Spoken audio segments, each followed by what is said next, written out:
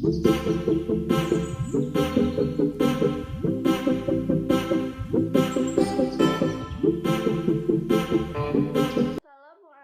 warahmatullahi wabarakatuh. Selamat pagi untuk kalian semua. Saya harap di pagi hari yang cerah ini kalian semakin semangat dalam menerima materi pembelajaran dari saya. Sebelum saya memperkenalkan diri, ada pepatah yang mengatakan, tak kenal maka tak sayang, kalau sudah kenal maka semakin sayang. Baiklah, perkenalkan, nama saya Ainun Merina Aulia. Saya seorang mahasiswi jurusan Manajemen Pendidikan Islam di Universitas Islam Negeri Sumatera Utara. Baiklah, materi yang akan saya jelaskan adalah mengenai kata. Apa itu kata? Dalam bahasa Indonesia, kata adalah satuan bahasa terkecil yang mengisi salah satu fungsi sintaksis atau subjek, predikat, objek atau keterangan dalam suatu kalimat. Lalu, ada makna kata. Makna kata dalam bahasa Indonesia merupakan hubungan antara ujaran dengan arti dari sebuah kata. Makna kata juga dapat diartikan sebagai maksud yang terkandung dari sebuah kata, baik itu dalam bentuk kalimat maupun paragraf. Ketika kita berbahasa, kemampuan pemakaian bahasa dalam memilih kata memegang peranan yang sangat penting. Mengapa demikian? Karena jika pemakaian bahasa salah dalam memilih kata, baik secara lisan maupun tulisan, maka tujuan yang diinginkan tidak tercapai karena informasi tidak tersampaikan dengan baik dan benar kepada si penerima pesan. Dalam bahasa Indonesia, setiap kata atau gabungan beberapa kata memiliki makna yang berbeda. Makna ini tergantung pada pengucapan, penyusunan kata, atau penggunaan kata dalam suatu kalimat. Apa saja sih makna dan hubungan makna kata itu? Yang pertama ada sinonim. Sinonim berasal dari serapan bahasa Belanda yang memiliki arti hubungan semantik yang menyatakan adanya kesamaan makna antara satu kata dengan kata lainnya. Relasi sinonim ini bersifat dua arah. Maksudnya, jika suatu kata saling bersinonim, maka dapat dipastikan kata tersebut memiliki kesamaan makna.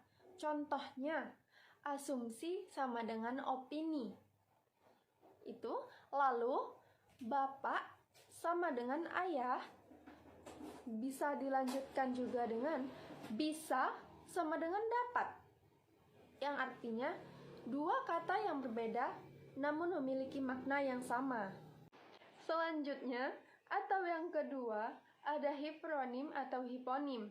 Hiponim atau kata khusus adalah sebuah kata atau frasa yang gugus semantiknya atau artinya tercakup di dalam kata lain, yaitu hipronimnya atau kata umumnya. Contoh, ikan. Ikan bisa berupa ikan hiu, ikan lumba-lumba, maupun ikan sarden, dan ikan-ikan yang lainnya.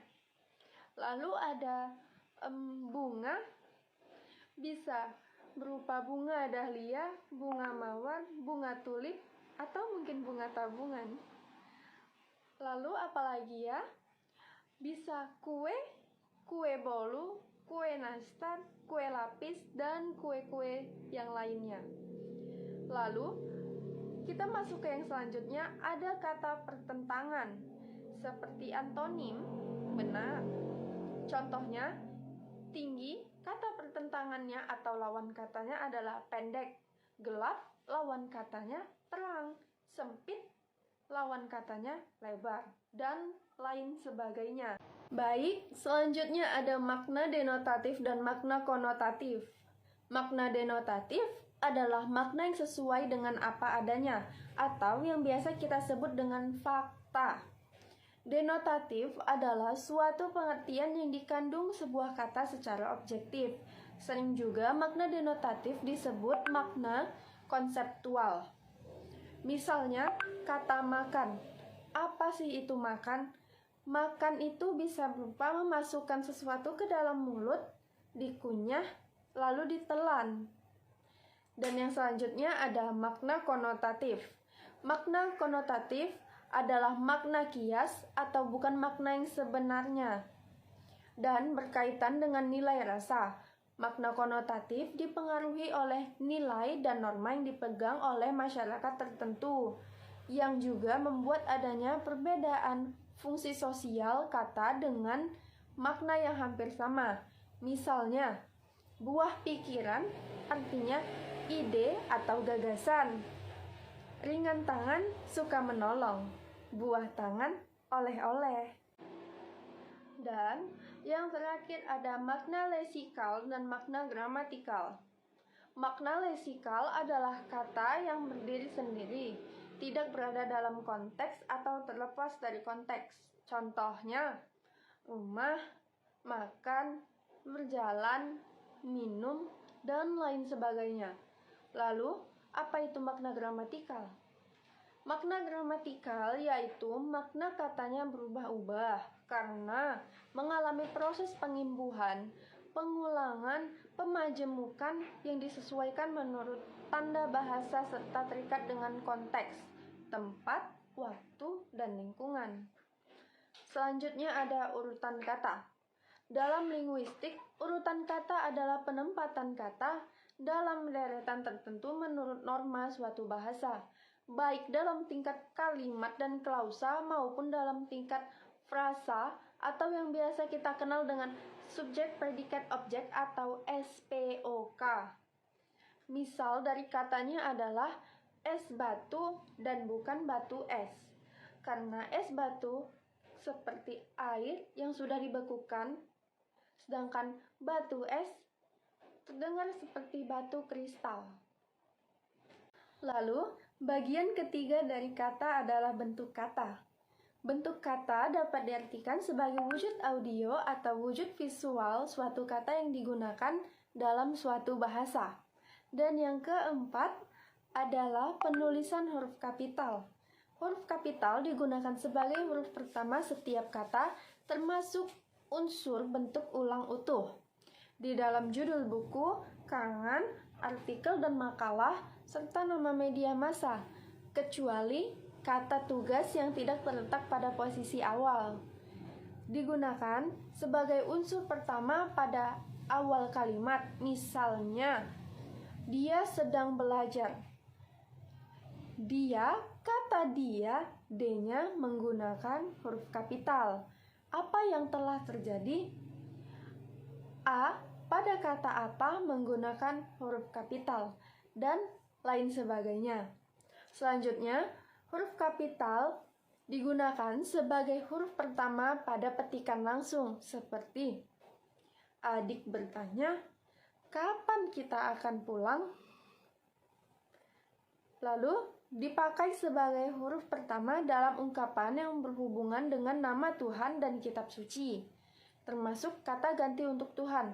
Contoh, Allah, A, huruf besar. Yang Maha Kuasa, yang Y-nya menggunakan huruf besar. Maha Kuasa, M-nya menggunakan huruf besar. Lalu Quran, Q-nya menggunakan huruf besar. Ya Tuhan, Tuhan, T-nya menggunakan huruf besar. Lalu Islam, I-nya menggunakan huruf besar. Lalu dipakai sebagai huruf pertama nama gelar kehormatan, keturunan, dan keagamaan yang diikuti nama orang.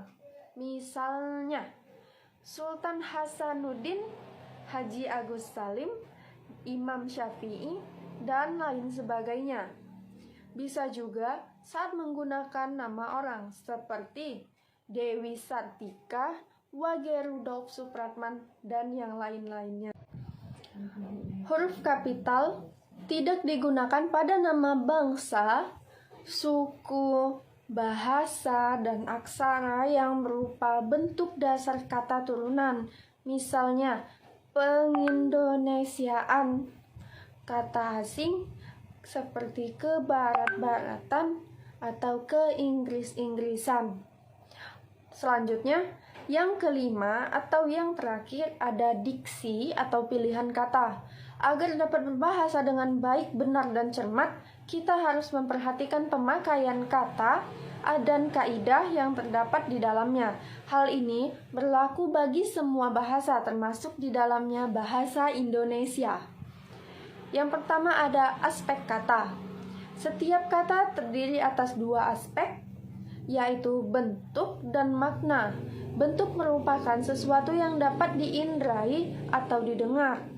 Makna merupakan sesuatu yang dapat menimbulkan reaksi dalam pikiran kita karena rangsangan bentuk. Yang kedua, ada penggunaan kata. Sebagaimana dikemukakan, untuk dapat berbahasa dengan baik, benar, dan cermat, kita harus memperhatikan pemakaian kata dan kaidah bahasa yang berlaku pada bahasa yang kita gunakan. Misalnya, kita menggunakan bahasa Indonesia, maka yang harus kita perhatikan adalah kata dan kaidah bahasa Indonesia. Lalu, kita harus memperhatikan ketepatan kata yang mengandung gagasan atau ide yang kita sampaikan. Kemudian, kesesuaian kata dengan situasi bicara dan kondisi pendengar atau pembaca. Baiklah, cukup sekian penjelasan materi pembelajaran mengenai kata untuk hari ini. Tidak ada tugas karena waktu kita yang tidak memungkinkan. Saya sudahi dengan wabillahi taufiq wal hidayah. Wassalamualaikum warahmatullahi wabarakatuh.